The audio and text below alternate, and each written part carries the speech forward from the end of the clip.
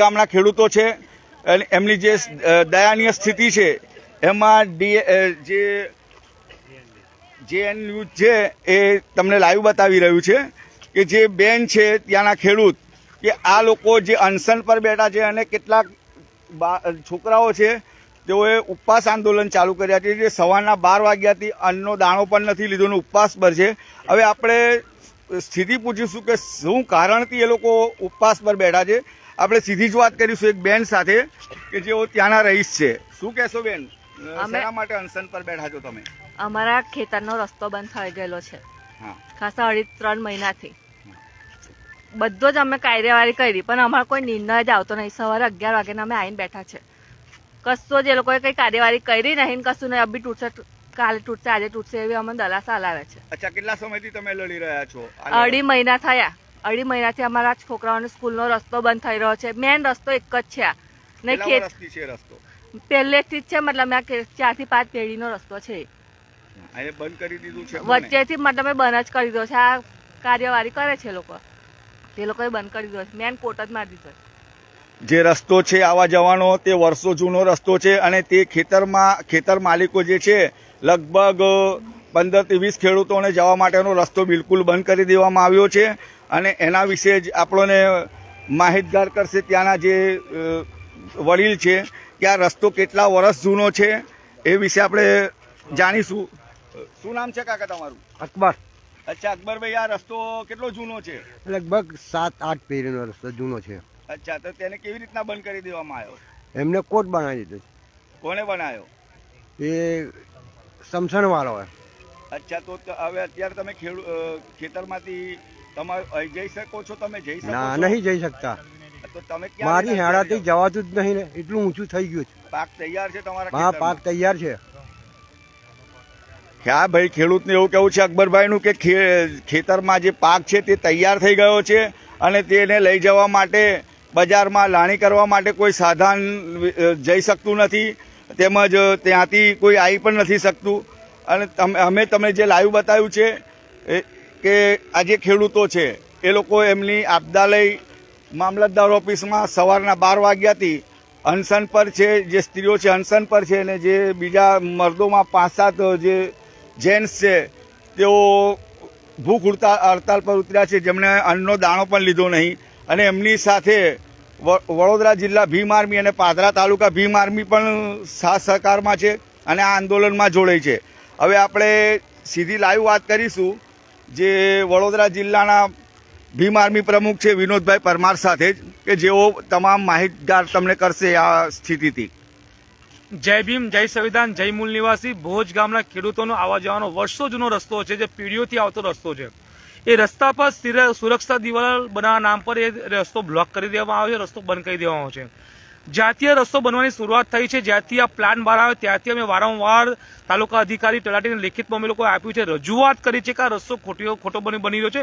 કારણ કે આ ભોજ ગામમાં જે ખેડૂતો અત્યારે હડતાલ પર બેઠા છે ભૂખ, એ તમામનો એક જ રસ્તો છે, એના સિવાય કોઈ રસ્તો છે જ નથી આગળ। શરૂઆતથી જ્યારે આના પાયા ખોદાય એના પહેલા પણ ત્યારબાદ પણ વારંવાર રજૂઆત કરવામાં આવી છે કે આ રસ્તો ખોટો છે। અમે તો ઈચ્છીએ છીએ કે અમારા જે ભાઈઓ છે, ભાઈઓનું જે સ્મશાન છે, સ્મશાન ખૂબ જ મોટું બને, ખૂબ જ સારું બને। એ લોકો જે જગ્યા છે, જગ્યા અતિ વિશાળ જગ્યા આપવામાં આવે, પરંતુ જે ભોજ ગામના ખેડૂતો છે એમનો જે રસ્તો છે, રસ્તો ખુલ્લો કરવામાં આવે અને રસ્તો જ નથી। એ રસ્તાની સાથે સાથે વરસાદના સમયે આગળના ગામોથી આવતું પાણી છે, એ પાણી ત્યાંથી ક્રોસ થઈ અને આગળ જાય છે ને આગળથી એ પાણી નદીમાં જાય છે। જો આ દિવાલ ત્યાંની ત્યાં કાયમ રહે છે તો આવનારા સમયની અંદર આ દિવાલના મધ્યને પાણી ત્યાં બ્લોક થશે અને બ્લોક થવાથી પાછળના જે ખેતરો છે, ખેતરોમાં પાણી ઘૂસી જશે, બંને સાઈડ નુકસાન છે। રસ્તો નહીં હોય તો આગળના ખેડૂતો છે એ લોકોને આવવા જવાનો રસ્તો બંધ થઈ જશે, એ લોકોનો પાક છે, એ લોકોનો પાક બરબાદ થશે। હાલની સ્થિતિમાં પણ આગળનો જે અહીંના જે ખેડૂતો છે તે લોકોનો પાક ત્યાં બરબાદ થઈ રહ્યો છે, કારણ કે દિવાલની આગળ જે ખેડૂતો એ લોકો જઈ નહીં શકતા, પોતાનો સામાન એટલે ખેતર હોય, બળદગાડો હોય, જે પણ વિવિધ સામાનો હોય જે ખેતી લાયક હોય એ સામાન લોકો ત્યાં લઈને જઈ નથી શકતા। તેના કારણે અત્યારે ઊભો પાક ત્યાં બરબાદ થઈ રહ્યો છે, બીજો પાક ત્યાં લગાવવાનો હોય એ સમય પણ ત્યાં નીકળી ગયો છે અને વારંવાર સરકારી કર્મચારીઓને રજૂઆત કરવા છતાં પણ ત્યાંનું કોઈ નિવારણ કરવામાં આવ્યું નથી. આવો મારો એક સવાલ એવો છે કે આજે જ્યારે અમે તાલુકા અધિકારીને મળ્યા, તાલુકા અધિકારી એવું કે છે અમે ત્યાં માપણી કરીશું, તો શું આ અધિકારીઓ અભણ છે ખરા? કારણ કે અત્યારે માપણી કરીને વાતચીત કરો છો તો એનો મતલબ એવું છે તમે એ દિવાલ શું માપ્યા વગર બની ગઈ છે? એ દિવાલ જ્યારે બની હશે ત્યારે એ સરકારી અધિકારીઓ, સરકારી કર્મચારીઓ, ગામના ખેડૂતોને સાથે રાખીશું, ત્યાં ચેક કરવાની જિમ્મેદારી એ લોકોની નથી.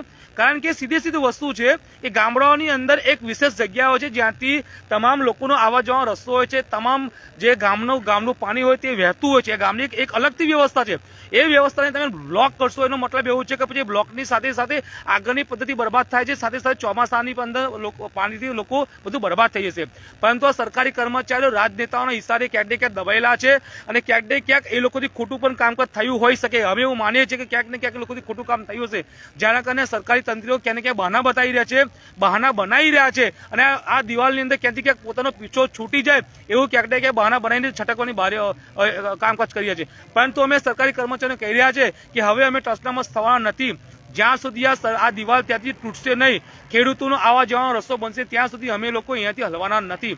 કારણ કે આ બંને જે પ્લોટ છે, આ જગ્યા છે એ સરકારી જગ્યા છે. કોઈની માલિકીની જગ્યા હોત તો જો એકવાર આપણે વિચાર કરતા શા માટે આપણે લડીએ, પરંતુ આ સરકારી જગ્યા છે. સરકારી જગ્યાની અંદર સરકારી કર્મચારીઓ જો આ વ્યવસ્થા ના કરી શકતા હોય તો સરકારી કર્મચારીઓ ધિક્કાર છે નોકરી કરવું, ધિક્કાર છે આ લોકોને અમારા ટેક્સનો પગાર લેવું, જો આ લોકો રાજકીય ઇશારો પર ચાલવાનું હોય તો. કારણ કે ત્યાં સીધું ચોખ્ખું દેખાય છે. હું તમને મીડિયા કર્મીઓને હું વિડીયો મોકલી આપીશ કે આ રસ્તો જે દિવાલ બનાવવામાં આવી રહી છે, દિવાલ તદ્દન ખોટી જગ્યા પર બની છે. અને અમારી માંગણી છે કે આ રસ્તો બ્લોક રસ્તો ખોલવામાં આવે અને જે અમારા બીજા ભાઈઓ છે, જે ભાઈઓનું જે સ્મશાન છે એ સ્મશાન માટે જગ્યા વધુ વિશાળ આપે.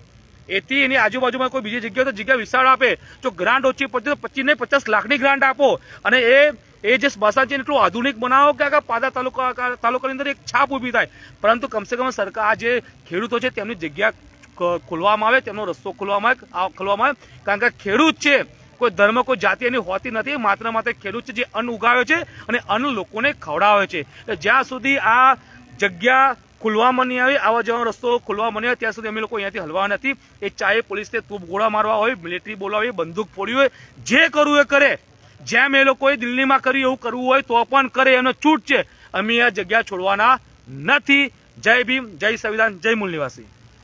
જે આપણે ભીમ આર્મીના વડોદરા જિલ્લા પ્રમુખ હતા તેમણે આપણને વાત કરી જેમ કે જે રસ્તો ખોલવામાં નહીં આવે ત્યાં સુધી તે લોકો અનશન પર બેઠા છે અને બેઠેલા જ રહેશે. જે લોકો ભૂખ હડતાલ પર છે તેઓ અનાજનું સહેજ પણ દાણો લેવા માટે તૈયાર નથી. તેમને મામલતદારશ્રી દ્વારા પણ અહીં આગળ કોઈ વ્યવસ્થા કે એવું કંઈ કરવામાં આવ્યું નથી અને પ્રશાસન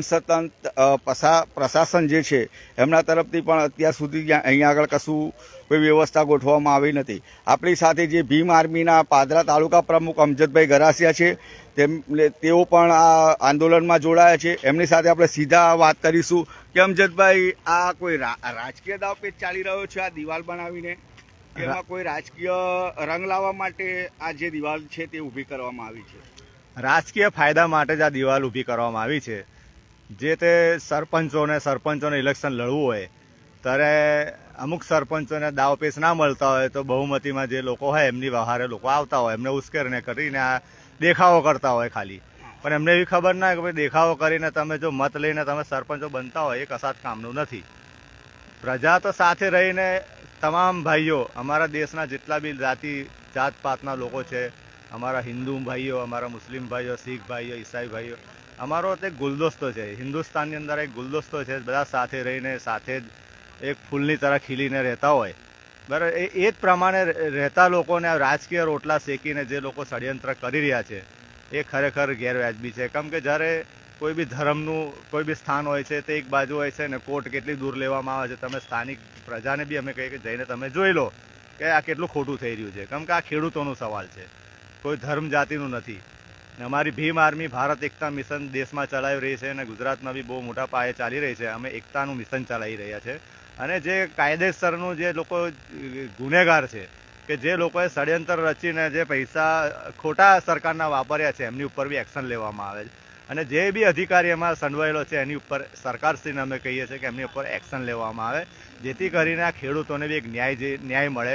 ને બીજું કે જે દિવાલ લેવામાં આવી છે એ પાણીનો વહેણ જાય છે, એ પાણીનો વેન ચોમાસાની જે એ વેન જાય છે એના માટે ત્યાં આગળ ખેડૂતો ચોમાસામાં બે પાક ઉગવે છે. જ્યારે ચોમાસાની ઋતુ હોય ત્યારે તેમનો પાકને ખીલખીલી ઉઠે, જ્યારે ખેડૂતોને એટલી ખીલખીલાટ ચોમાસામાં જ હોય ને. પણ જ્યારે આ કોટ લેવામાં આવે અને દિવાલ લેવામાં આવી ગઈ છે તો એનાથી તો એમનું પાકને નુકસાન થશે. તો ખેડૂતોને વ્યાજબી ન્યાયની લડાઈ છે ને એકદમ બિલકુલ વ્યાજબી એમની માંગણી છે. આજે એ લોકો ધરના પર બેઠા છે અને અનશન પર બેઠા છે. અમારા 5 ખેડૂત મિત્રો બેઠા છે, એમની સાથે બીજા બી બેઠા છે. એમની વ્યાજબી અને લાગણીશીલ માંગણી છે, કોઈ ગલત માંગણી નથી. જે તે ટાઈમ પર અમે મૌખિકમાં આવ્યા છે, મૌખિકમાં અધિકારીઓ નામ લેવા નથી માંગતો, પણ અધિકારીઓ જાતે કીધું કે અમે જઈને આ ઇનલીગલી કોર્ટને અમે તોડી નાખીએ, દિવાલને અમે તોડી નાખીએ છીએ. એ વાતના આજે 10 દિવસ થઈ ગયા. જ્યારે અમે નવા કલેક્ટર શ્રી આવ્યા, એમને આ 7 દિવસ આપ્યા. ચાલો અમારે આઈએસ અધિકારીના કહેવાથી અમે 10 દિવસ એમને બી આપ્યા, 7 દિવસ એમને બી આપ્યા કે ચલો ભાઈ 7 દિવસ તો બહુ કહેવાય. એમના પાસે કાગળ છે, એમના પાસે મશીન કોમ્પ્યુટર છે, એમને ચેક કરી લો ને એમાં ઓર્ડર કરવા શું જાય છે. ઓર્ડર કોપી કરો, બાય બાય ચાઇની કમ કરો છો તમે. આજે આ અધિકારી કે પેલો ઓર્ડર આવે તો અમે કરીએ, પછી પેલો ઓર્ડર આવે પેલો તો કઈ સુધી તમારે છે વડાપ્રધાન સુધી જતો રહ્યો છે, રાષ્ટ્રપતિ પાસે જતો રહ્યો, તારા આટલી નાની દિવાલ તોડશો. તે ન્યાય માટે આ ખેડૂતો જશે ક્યાં? એટલે અમે અહીંયા આગળ અનશન પર બેઠા છે ને અમારું અનશન ત્યારે જ ખતમ થશે કે આ ગેરકાયદેસરથી દિવાલ બાંધી છે એને તોડી નાખવામાં આવે, એવી અમારી ભીમ આર્મીની માંગણી છે. જે ભીમ આર્મીના ખેડૂતો અહીંયા આગળ બેઠા છે અને ભીમ આર્મી જે છે એમની માંગ છે કે જ્યાં સુધી રસ્તો ખુલ્લો કરવામાં નહીં આવતો એ લોકો અનશન પરથી ઉઠવાના નથી. હું મારા સાથી મિત્ર સાથે GND ન્યૂઝ હવે તમને આવતા વીકમાં બીજા કોઈ સમાચાર લઈને તમારી સાથે આવીશું. જય હિન્દ.